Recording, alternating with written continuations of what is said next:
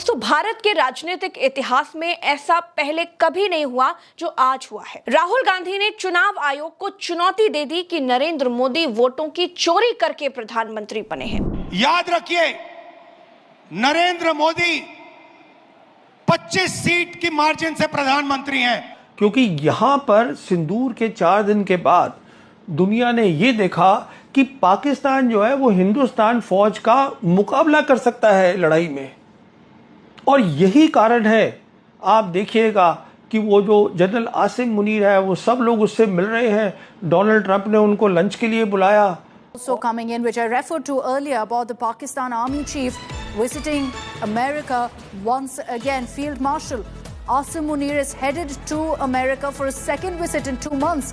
And that clearly signals a deepening bond between Pakistan and America. Remember the last time he was there. Bharat ने अपना पलटवार शुरू कर दिया है। बीच में ट्रंप ने बोला कि कोई बातचीत नहीं होगी, पहले हम टैरिफ वाला मामला सेट करेंगे, कि मैं किसी भी तरीके से गवर्नमेंट ऑफ इंडिया को झुका के मानूंगा। आप बुली को उंगली पकड़ाएंगे, वो पूरा हाथ पकड़ने की कोशिश करेगा। ट्रंप ये टैरिफ वाला मामला नहीं करता दोस्तों, तो चाइनीज फिर से प्लान बना रहे होते कि अगली बार गलवान कब चलना है। डायरेक्टली मैं बता रहा हूं आपको, शी जिनपिंग के हाथ में एक बहुत बड़ा हथियार दे रहा है। अगर कल इसका 50% से 10% पर टैरिफ आ जाता है, इसके भी सुर बदलेंगे, सबके सुर बदलेंगे दोस्तों। भारत और रूस की जो ट्रेड है ना, कई चीजों में होगी, मैं मना नहीं कर रहा, कई चीजों में होगी, लेकिन most important factor is weapons. Oil is number 2।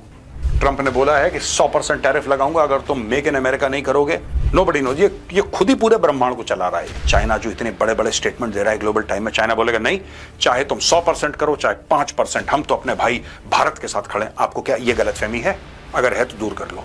Field marshal Syed Asim Munir Shah 2 माह बाद दूसरी बार अमेरिका का दौरा करने जा रहे हैं। याद रहे कि ये दौरा ऐसे वक्त में आया है जब अमेरिका ने पाकिस्तान पर तिजारती पाबंदियों में नरमी करते हुए भारत पर भारी टैरिफ आयद कर दिए हैं। और इस खबर को लेकर इंडियन मीडिया का रोना धोना शुरू हो चुका है। और दूसरी जाने पाकिस्तान के साथ जंग में इबरतनाक शिकस्त के बाद नरेंद्र मोदी के सितारे मुसलसल गर्दिश में हैं। एक तरफ ट्रंप धमकियों पे धमकियां लगा रहा है और आए रोज कोई न कोई नया टैरिफ लगाता रहता है, जिसे लेकर इंडियन मीडिया ट्रंप का तो कुछ बिगाड़ नहीं सकता, उल्टा मोदी की छतरोल शुरू कर देता है। और दूसरी जानब नरेंद्र मोदी की इस कमजोर पोजीशन का फायदा उठाते हुए कांग्रेस पार्टी के रहनुमा राहुल गांधी भी मोदी पर ताबड़तोड़ हमले कर रहे हैं। अब तो उन्होंने मोदी की हुकूमत को जाली हुकूमत करार देते हुए कहा है कि नरेंद्र मोदी इलेक्शन कमीशन के साथ मिली भगत करके 25 सीटें इलेक्शन में चुराकर वजीर आजम बने हैं और वो पूरे मीडिया को इसके सबूत पेश कर रहे हैं। इन सब हालात वाक़यात को देखकर लगता है कि मोदी के दिन थोड़े ही हैं।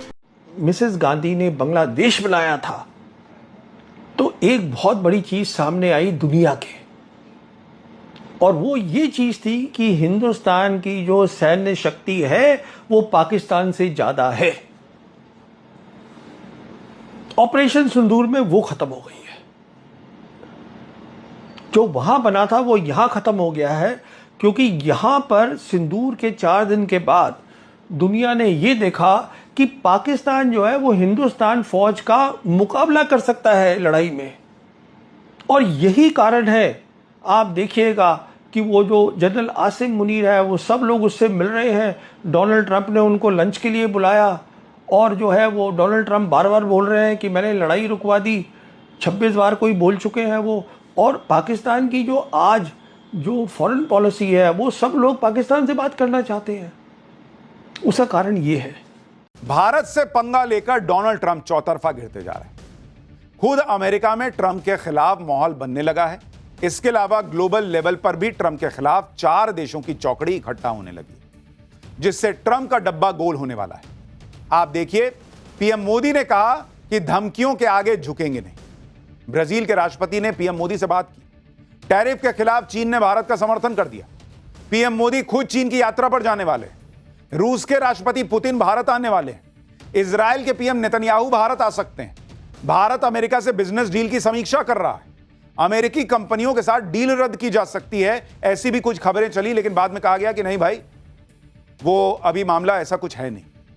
यानी भारत, रूस, चीन, ब्राजील, इन 4 देशों की चौकड़ी एक साथ आ रही और दूसरी तरफ ट्रंप अकेले पड़ते जा रहे हैं।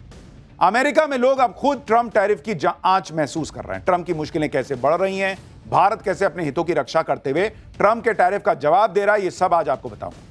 लेकिन पहले ट्रेलर देखिए कि कैसे मोदी और भारत को घेरने निकले ट्रंप खुद फंस गए।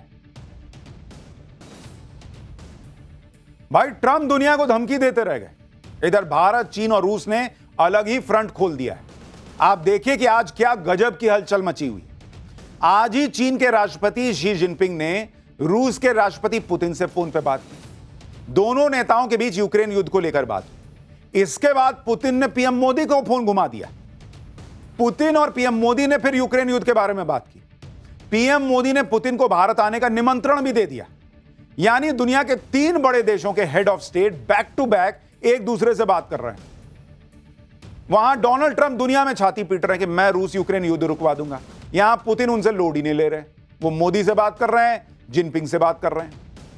ट्रंप दुनिया के चौधरी बनने के चक्कर में अकेले पड़ते जा रहे हैं। और अब वो हो रहा है जो ट्रंप ने कभी सपने में भी नहीं सोचा होगा। ट्रंप ने भारत पर 50% टैरिफ लगाया तो भारत के समर्थन में चीन आ गया। यह हैरान करने वाली बात है। इतना ही नहीं, चीन तो पीएम मोदी का वेलकम करने की तैयारी कर रहा है। आज ही चीन के विदेश मंत्रालय ने बड़ा ऐलान कर दिया। चीन के तियानजिन में 31 अगस्त से 1 सितंबर तक एससीओ समिट होगा। एससीओ समिट के लिए चीन पीएम मोदी का वेलकम करता है।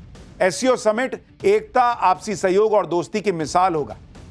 यानी चीन भाई नरेंद्र मोदी के वेलकम के लिए बिछा जा रहा है कि हम आपका वेलकम करने के लिए इंतजार कर रहे हैं।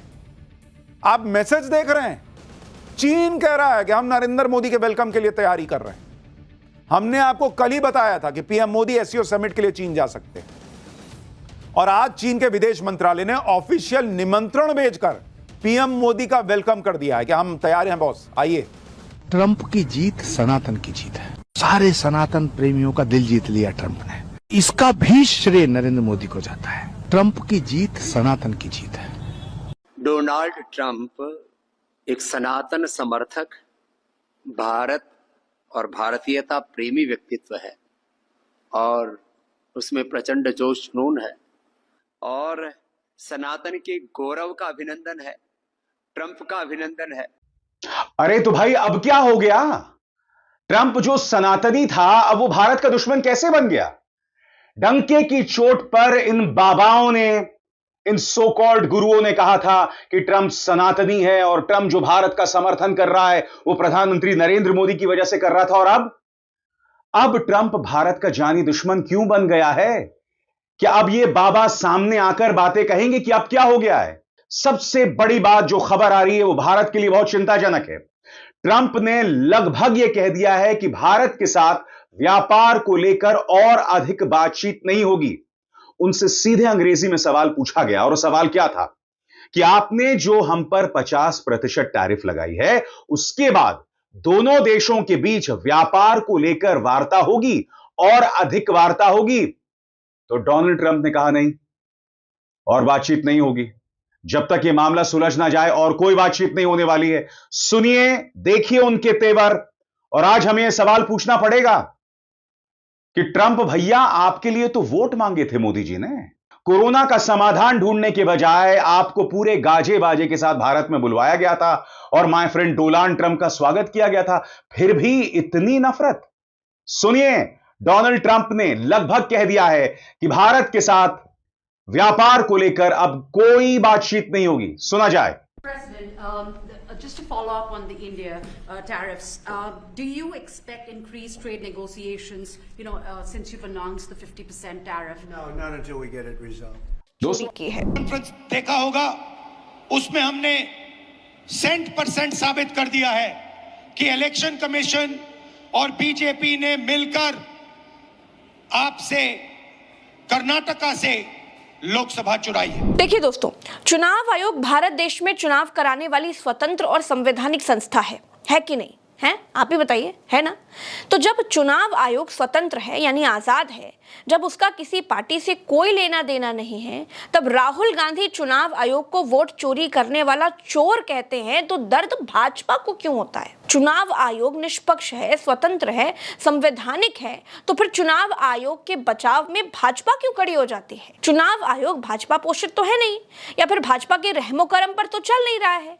सोच कर देखिएगा, चुनाव आयोग से सवाल पर भाजपा को दर्द क्यों होता है? इलेक्शन कमीशन बीजेपी का नहीं है।